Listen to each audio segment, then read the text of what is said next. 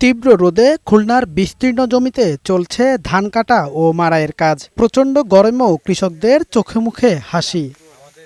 কৃষকরা জানান, নভেম্বর মাসের শুরুতে জেলার ৯টি উপজেলায় বোরো ধানের আবাদ শুরু হয়। এর মধ্যে ডুমুরিয়ায় ২১,৫৫৮ হেক্টর জমিতে বোরো ধানের আবাদ হয়েছে।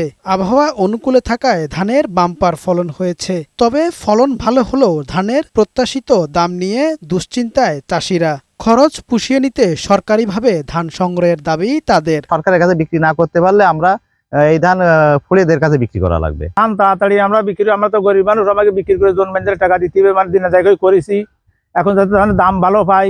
বৈরী আবহাওয়ার কথা মাথায় রেখে কৃষকদের ধান কেটে সংগ্রহের পরামর্শ কৃষি বিভাগের। ঝড় বৃষ্টি হওয়ার আগ দিয়েই যেহেতু ৮০% যদি পরিপক্ক হয়ে যায়, তাহলে কৃষক যেন তার ধানটা কেটে ঘরে নিরাপদ স্থানে রাখে, সেই জন্য কিন্তু আমরা কৃষকদেরকে পরামর্শ দিচ্ছি। জেলা কৃষি অধিদপ্তরের উপপরিচালক জানালেন, ধানের ন্যায্য মূল্য নিশ্চিতে শিগগিরই সংগ্রহের কাজ শুরু হবে। আমাদের এই মৌসুমে বোরো ধানের উৎপাদন ভালো, বাম্পার ফলন হয়েছে। কৃষক যাতে তাদের বীজ বা ধান সহজলভ্যে বিক্রি করতে পারে, এজন্য সরকারি উদ্যোগে প্রকিউরমেন্ট শুরু হয়ে যাবে এবং কৃষকরা সেখানে ন্যায্য মূল্যে তাদের ধান বিক্রয় করতে পারবে।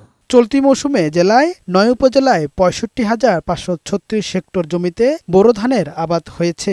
লক্ষ্যমাত্রা ধরা হয়েছে ৩,০৮,৫৯৪ টন চাল।